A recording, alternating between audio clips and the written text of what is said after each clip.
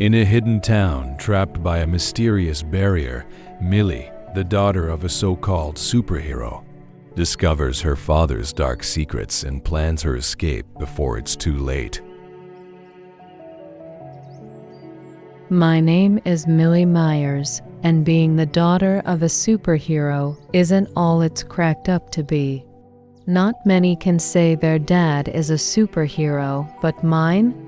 He was the best, or so I thought. Our town is a mystery to the outside world, an impossible-to-find place hidden by an invisible mental barrier. Anyone who tries to leave forgets everything: names, memories, even who they are. Trust me, I've tried. Dad, known to everyone as Starman, has protected this place for decades. A shining beacon of hope, they said. But they don't see the truth, the man behind the mask, or what he's done to my family. When I was 7, I believed in him too. I watched as he defeated villains, saving lives with his powers. Laser-like eyes, strength beyond reason, he was everything the town needed. But now, at 20, I know better. He isn't a hero. He's a monster, a puppet master controlling everyone. And I'm stuck.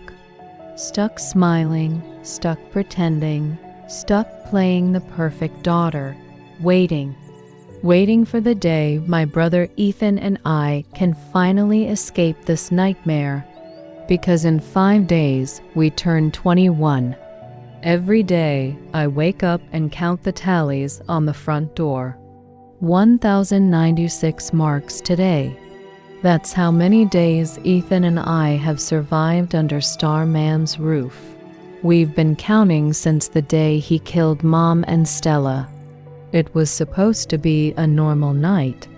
We were watching cartoons when he walked in, burning through the door with his eyes. He looked at us with a smile I'll never forget. "You're my legacies now," he said, stepping over Mom's body. I haven't seen Ethan smile since that night. Dad doesn't seem to notice or care. He's too busy playing the town's savior while the rest of us play along. Because if we don't, he'll kill us too. Downstairs, I hear Cartwright screaming again. Dad's work is loud today, and the sound crawls into my ears like nails on glass. I bring Ethan his water, tightening the straps on his wrist like always. It's what Dad wants. But Ethan is more aware than he lets on. When Dad isn't looking, he whispers his plan: escape on our 21st birthday. I don't know if we'll make it. Dad sees everything, hears everything, feels when we're afraid. But Ethan hasn't given up, and I won't either. We've got 5 days. 5 days to outsmart a man who's made of lies and lightning. The town looks peaceful from the outside, but it's a lie. It always has been, and we live at the center of it. The mental barrier that traps us also hides us. Nobody comes in unless Dad allows it. Nobody leaves unless they want to forget. I remember the first time I tried to leave. I was 13 and angry. I thought if I ran far enough, I'd be free. Instead, I woke up on the side of the road, shaking and vomiting, with Dad's face hovering above me, all smiles. "Don't try that again, pumpkin," he said, stroking my hair like I was 5. "Daddy doesn't like it when you disobey." Now, years later, I'm older, smarter, and more afraid. But I have Ethan, and he has a plan. Step 1 is simple: survive. Stay on Dad's good side, smile, play along, and wait. Step 2 is riskier: sneak into the basement. The rotary phone is our only chance to call for help. I've never touched it, but I've seen it. It sits on the wall, bright yellow, a relic from before this madness began. Step 3 is the hardest, crossing the barrier.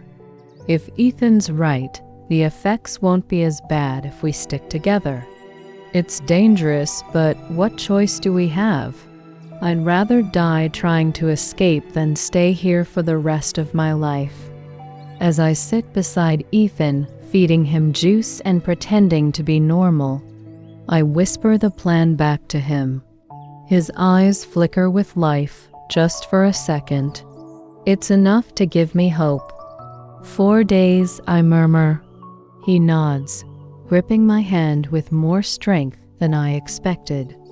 We only have 4 days to outwit the most powerful man in town, and we're running out of time. The night before our birthday, I can barely breathe. Ethan's plan is set, but the weight of it feels unbearable. Starman is suspicious. He's been watching us more closely. His grin lingering just a little too long when he speaks to me. Big day tomorrow, pumpkin, he says over dinner, slicing into a steak. The blood pools on his plate and I have to look away. Ethan doesn't eat. He stares at the hollowed-out TV, his hands twitching under the table. I know he's nervous too. Do you know what I've planned? Dad asks, his voice too cheerful. You're going to love it.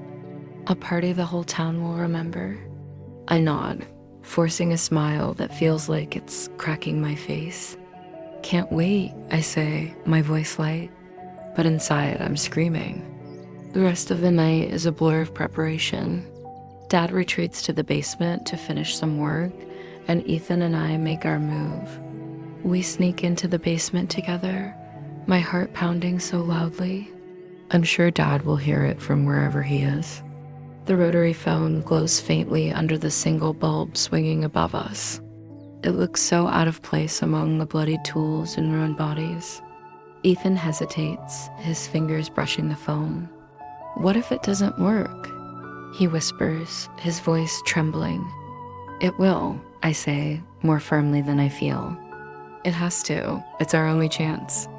He dials a number, a random one, because we don't know who to call.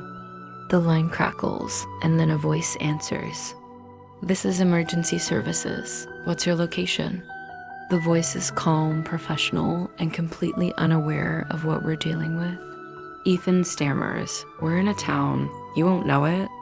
But we need help. Please send help.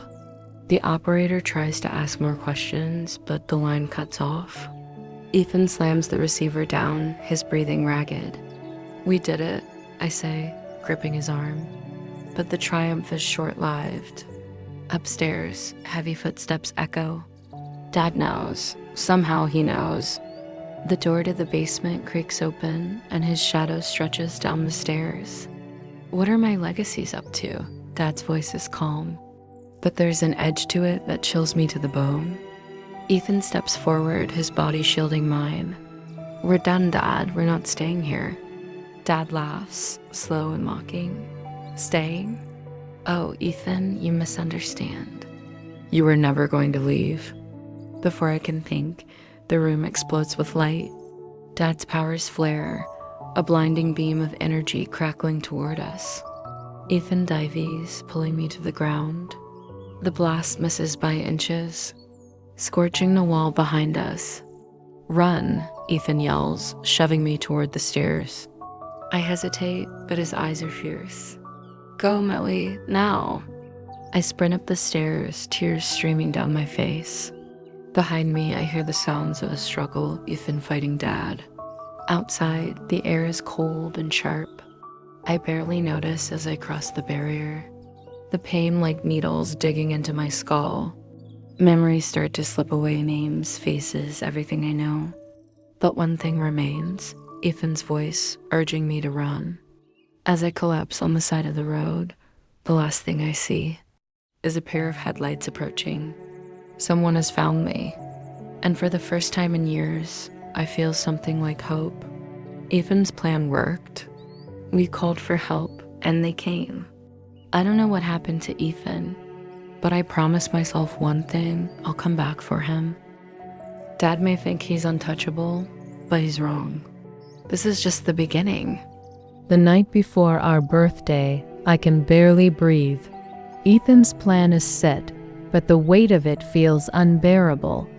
Starman is suspicious. He's been watching us more closely, his grin lingering just a little too long when he speaks to me.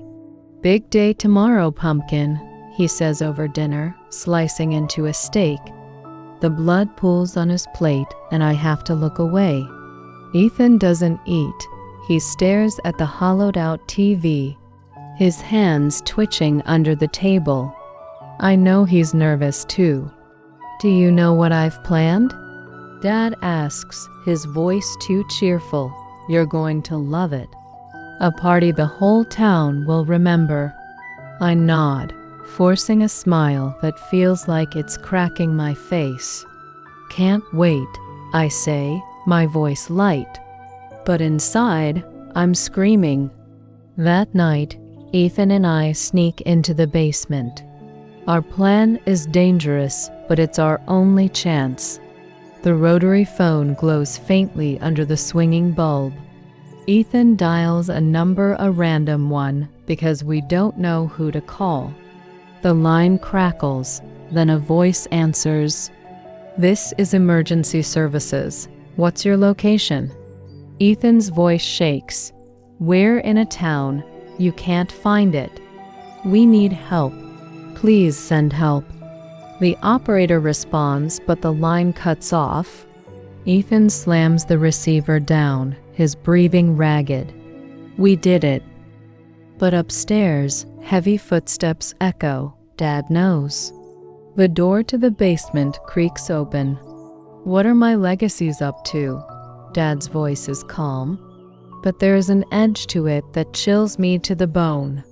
Ethan steps forward, shielding me. "We're done, Dad. We're leaving." Dad's laugh is slow and mocking. "You think you can leave?" "Oh, Ethan, you're not going anywhere." Before I can react, the room explodes with light. Dad's powers crackle, a beam of energy scorching the floor between us. Ethan shoves me toward the stairs. "Go, Millie, now." I hesitate, but his eyes are fierce. "Run." I sprint upstairs, tears streaming down my face. Behind me, I hear the sounds of a struggle, Ethan fighting Dad. Outside, the air is cold and sharp. I cross the barrier, pain ripping through my skull. Memories start to fade, names, faces, even my own thoughts. But one thing remains, Ethan's voice urging me to run. I collapse on the side of the road, barely conscious. Headlights approach, and someone leans over me. "You're safe now." When I wake up, I'm in a sterile room.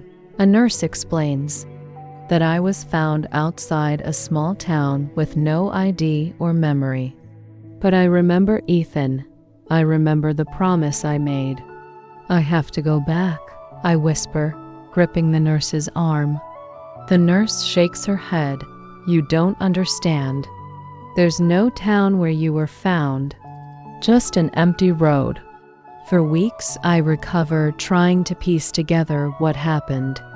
The memories are fragmented, like pieces of a puzzle I can't solve. But then one night, I hear a voice, Ethan's voice. It's faint, like a whisper carried on the wind. He's calling for me. He needs me. I don't know how, but I know he's still alive. I begin researching the barrier, the anomalies surrounding our town. There are government files, old experiments, and whispers of Project Zero. Dad wasn't just a psychopath. He was part of something bigger. The town, the barrier, the mutations, it all ties back to him. I train, gather supplies, and prepare myself. This time, I'm not going back alone. Because I'm coming back for Ethan, and when I do, I'm bringing hell with me.